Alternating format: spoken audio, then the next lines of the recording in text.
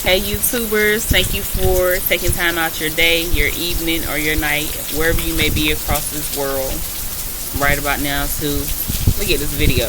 It is raining, it feels good outside, yes, and those wasps, they are minding their business back there. My kids, when they knocked down the wasp nest, I said leave them alone. They're not bothering us and we're not bothering them. But anyways, so if you follow my channel, you know most of the time I talk about some of the things that happen on affordable housing, Section 8 housing, and if you pay rent to a landlord and you don't get the repairs made and all the other stuff. So the purpose of today's video is to just share some tips, and I can share these tips because this is a new experience that I have came across. Some of it I have been making documentations and stuff like that, but I didn't think I would have to get down to the nitty-gritty, all this other stuff. Okay, so the rain is peaceful, so I ain't gonna tell y'all disregard the sound. Might have to disregard the thunder though. But so this tip, and for disclaimer, I am not a tenant right lawyer, not a social worker, none of those things. The things that I share on this channel are basically based upon lived experiences, things me and my family have encountered, things that other people have shared with me, and even some of the things that my family member have encountered. So these tips today would be, if a landlord or a site manager, if you're dealing or living with I can't get my words out because I'm not going to re-record this. If you have a site manager and they send out a contractor, or I'm sorry y'all, my leg trying to get numb. But if a site manager sends out a maintenance worker or a contractor, because sometimes they use different terminology, try to make sure that you grab that person's name, the time that they arrived, put down the time that they left. Make sure you make notations of when you reached out to the site manager or the property manager in regards to when you made them aware of something that needed to be fixed. So for instance, if your oven stopped working, today is July 23rd, 2026. So you will write down July 23rd, 2026. Right now it is 11:59 a.m. You will put that down.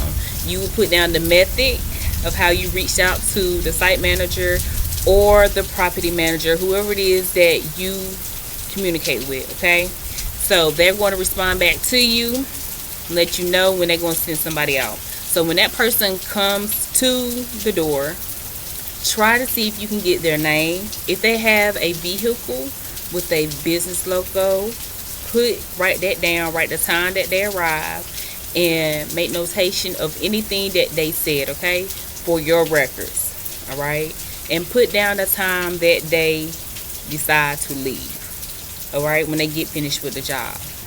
I feel like it's like you're keeping a maintenance log, and hopefully it will help you. Okay, and another reason I'm making this video is because I've ran into a situation which I've been dealing with these people off and on from different locations, and this, I'm gonna read some of it to you without too much information.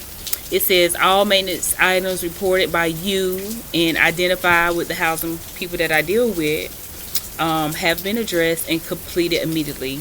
No outstanding maintenance issues remain unless I haven't recently told them anything new. Okay, and that made me post this video because when I sent out certain things that need to be fixed, stuff did not get fixed immediately. And 9 times out of 10, when they send somebody that they call a contractor to your house, if you're dealing with private landlords, it's somebody that they know. They're all working together, so of course they're gonna come and team up against the tenant. It's not fair, it's not right, and it's time for North Carolina to do better with cracking down on these slumlords, because that's what it is, slumlords. I don't care how nobody feel about it, slumlords. Because at the end of the day, when those people move out of those properties, they deduct money from whatever rental deposit. Okay, so that is why I'm making this video, because I was like, wow, I have my evidence, I have my proof. But one thing that I'm missing this time is the specific dates and times when people came out.